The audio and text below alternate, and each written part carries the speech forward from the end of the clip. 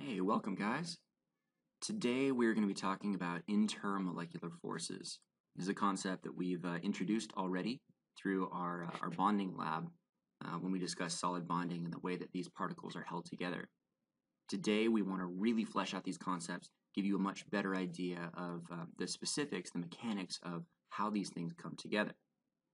So before we talk about intermolecular forces, we have to be reminded of what those bonding forces are, the things that hold atoms together within a specific structure, like a molecule. Okay? So the first term that we have to be reminded of is this intramolecular force. Note that intra, that force is inside of a molecule. Next, we have the different types of intraforces, and you can take a look at these three. First, we have our metallic bonding. Metallic bonding is when we have that sea of electrons that surround a bunch of positively charged ions. So we have metals. You recall that metals don't want to hold on to their valence electrons. They want to give them away in order to become more stable and have that filled valence shell. They can accomplish this by giving away electrons to the entire structure so that electrons can freely move back and forth. And this explains some of the solid bonding features we saw, the ability to conduct heat and electricity within metals. Then we have our covalent bonds. The covalent bonds, this is again where we have a central nucleus, and that nucleus has electrons in orbital regions surrounding it. So these negative electrons go somewhere on the outside. You have another central nucleus, and it has its own region. This overlap is where two electrons can be locked together in order to make this entire system more stable. So we can represent it here. In addition, we have Lewis structures where you can see single lines can represent those covalent bonds. But again, covalent bonding typically happens with nonmetals to other nonmetals, and this is always going to be sharing of electrons in a fixed space in between the two atoms. Now we have ionic bonding. Ionic bonding, you'll recall, tends to be when you have a metal and a nonmetal. They have to have a large electronegativity difference between the two atoms. And instead of evenly sharing an electron in the middle, what happens is the more electronegative species will pull away the electron completely so that it becomes not just partially negative, but completely negative. This is where we have our positive to negative ions that continue in a pattern. And when this happens, they form what we call the crystal lattice. So just be reminded of that structure. That's our ionic structure. So now that we remember our bonding forces, the inside forces, let's talk about forces that can exist between particles. So the intermolecular force, inter here, this is discussing some sort of an attraction that keeps one particle next to another particle. So an attraction that makes these two things just come together in space, but it's not a force that holds the atoms next to each other as a discrete molecule. Okay, so there are attractions between separate, different things. You got to keep that in mind. An example of an intermolecular force. Here we have our hydrogen fluoride, and there's another hydrogen fluoride. So these are two separated, two distinct things. Now, they happen to both be the same type of thing, but they're two separate particles. As these two particles are moving around, as they're rotating in space, if they come near each other, what we find is they will go ahead and align themselves. They will rotate themselves so that they minimize repulsions and they maximize attractions between the two. Now, if you look at this, you'll recall that I have partial positive on the hydrogen and a partial negative on the fluorine. So these are polar molecules. When they orient themselves in just this way, they're going to have an attraction between the positive and negative side, and this attraction is what we call an intermolecular force. So when we discuss a lot of properties of substances, we're really dealing with how do they interact with electrical fields outside of the molecule.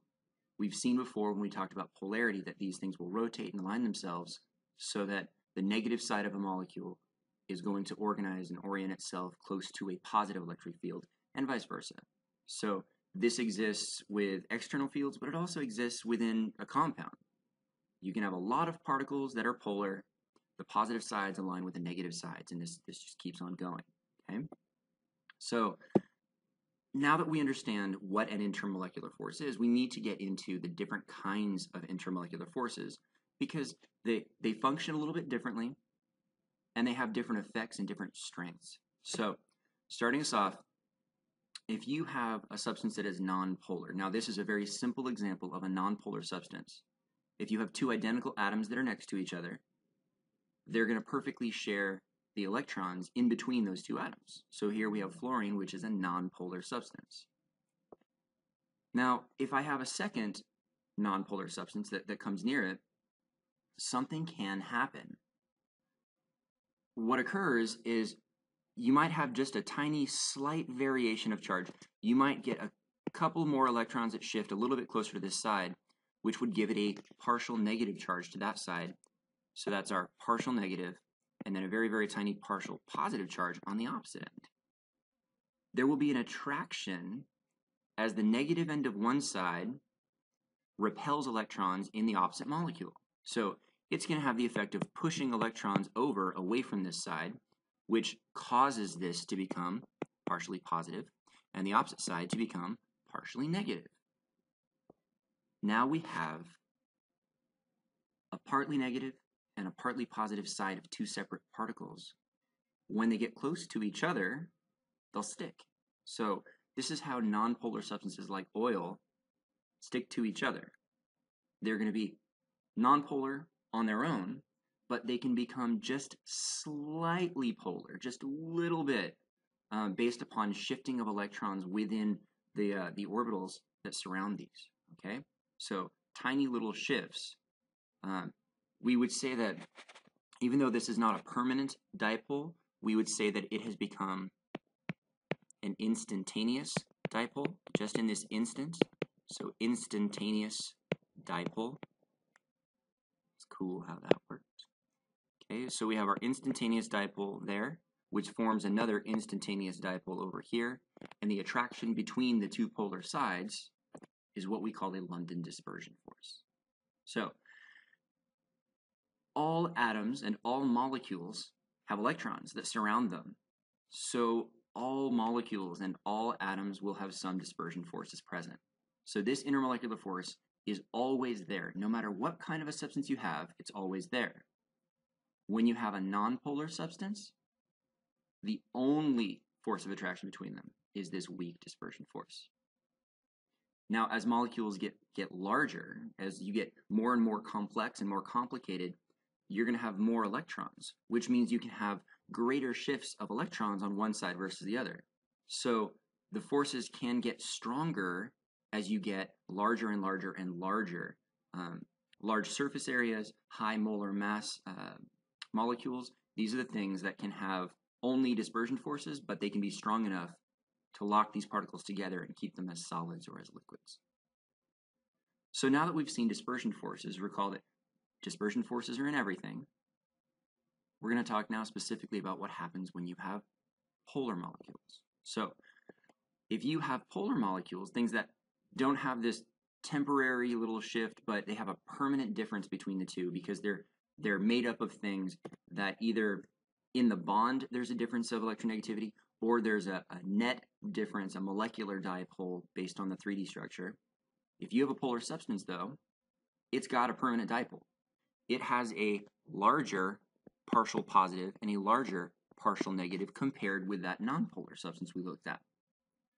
Now, if this aligns with another polar substance, and they don't have to be identical, but they are in this case, remember that now we have a large partial positive and a large partial negative to one side here.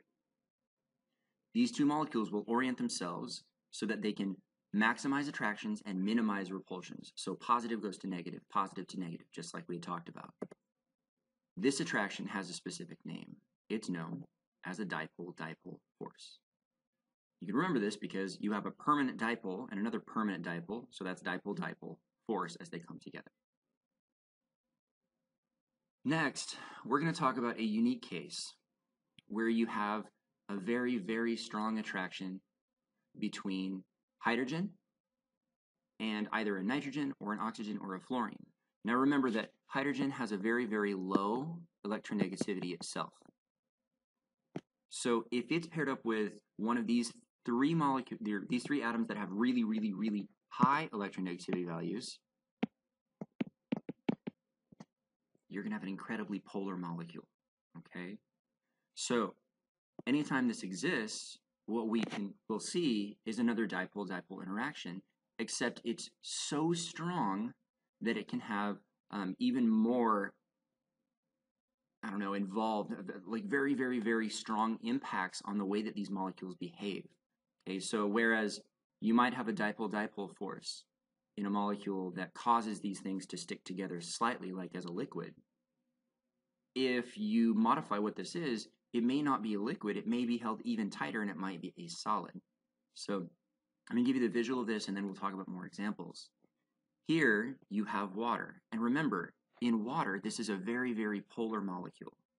So my hydrogen is incredibly partially positive. The oxygen is a really, really large partial negative. So if we get an attraction with this partial positive on the side to a partial negative that's very, very large, that attraction is known as our hydrogen bond. And the hydrogen bond, again, is just a dipole-dipole force that is very, very strong. So when we think about a couple examples of this, water is a great example because, again, it's hydrogen directly bound to oxygen. So these huge differences in electronegativity cause a really, really, really strong attraction. But there are a lot of others. You can think about any of the alcohols. Remember, they have that hydroxyl group. So you might have carbon attached to some hydrogens here, and then you have a separate oxygen and hydrogen. So if this is the Lewis structure of methanol, if this thing were to interact with another methanol or a water molecule, you see that you have your oxygen, which is a very, very, very negative thing since it's attached to this hydrogen right here, which makes the hydrogen a very, very, very positive portion of this molecule. So these two sides can interact with water and make really, really, really strong bonds. So our alcohols, they're able to mix with water because they'll form attractions between them. Very, very strong hydrogen bonds. Now, we have a couple of additional attractions. When we bring ions into the picture, it's actually important that we note the way that these things work. First off, if I had a sodium ion, well, it's completely positive. It's a very, very strong positive. So if I were to bring in some polar molecules near this sodium ion, they would orient themselves so that the negative sides of the polar molecule would attach to the positive ion. And if I had more than one of these things, they actually can form enough interactions, enough attractions and bonds that they can pull these ions away from other ions.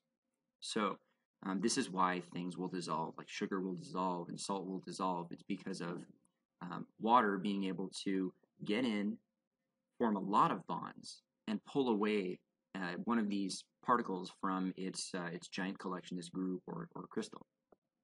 So here you have that ion to a dipole, ion to a polar thing, so we call this an ion-dipole force. And it is going to be a stronger attraction compared to any of those other forces that we had talked about. Now, when we take a look at this, a couple things that you want to keep in mind, like this is our flow chart that helps us figure out which IMFs there are. First question that you should ask yourself is, are ions present? If the answer is no, no ions are present, then you can't have an ionic bond, you can't have an ion-dipole force because you just have nonmetals and nonmetals, these molecules that are bound with covalent bonds. Our second question then would be, are polar molecules present? Well, if it's polar, we know that it's not just a dispersion force if it's polar. If it's nonpolar, then it can only be a dispersion force that holds these particles close to each other. The next question you'd ask is, well, do we see hydrogen bound to either nitrogen, oxygen, or fluorine directly? If you look at the Lewis structure, you look at the structure of this thing, If you have a direct connection to a hydrogen from one of these very electronegative atoms, then we have a hydrogen bond that will hold this together. If there's no nitrogen, oxygen, or fluorine directly bound to hydrogen, then we just have dipole-dipole forces. Okay? So it's important that you get the idea behind this. Notice the strength of attraction as you go left to right. I will make one side note to this. The strength of attraction is for molecules that are similar in size. Okay? You can't compare hydrogen gas, which has a molar mass of 2, to water, which has a molar mass of 18. They're very different sizes. So if you're trying to compare one thing to another, you've got to be comparing them if they're similar sized. Now, a few observations that we make. We can explain why some substances are in the state that they are based upon intermolecular forces. At 300 Kelvin, we know that sodium chloride is a solid. Sodium chloride is held together with ionic bonds, so positive ion to negative ion. We say that this is a bonding force, an intraforce, but really, I mean, it's a separate positive and negative thing that get knocked together, so you can consider that as an intermolecular force also. It's a solid because it's being held by very, very strong forces. Then we have water. Water is going to be a liquid at the same temperature. So it's still being held close together, like it's a tight connection. However, that tight connection isn't tight enough to keep it as a solid under this temperature condition. It prevents it from being a gas, so I have enough attractions to hold it as a liquid. It's not a gas. But again, this is because when we look at water, it's being held by very strong hydrogen bonds. So sodium chloride is a solid held by ionic bonds. Water is a liquid being held by hydrogen bonds. And then we can compare chlorine as a gas. Chlorine is a nonpolar molecule, so it must have only dispersion forces, and those dispersion forces are not strong enough to hold these gas particles together and turn them into a liquid. So keep that in mind. What we also want to talk about here is the idea of dissolving. When things dissolve, specifically ionic solids, those salts, when they dissolve, it's because you have water molecules that can come in. They can essentially penetrate the crystal structure, and they can form enough ion-dipole interactions to overcome the ion-ion interactions that make the crystal lattice. So you can get a little bit of a bigger look at how that one works right here. Initially, in the very beginning here, you have part A. The particles are all collected together as a solid. In B, you start seeing the hydration of the ions. So the orientation right here, we can see that the negative, that's our green right here, the negative ion is being surrounded by the positive hydrogen sides of water. The sodium, that positive ion, is being surrounded by water's negative oxygen side. So that has the effect of ripping these away in solution. And then on the far right-hand side, you can see that this is the final stage. All of the particles are removed from the crystal and it's been completely dissolved. So now you have a series of questions. I'll give you some time to work through these, and then we'll discuss in class.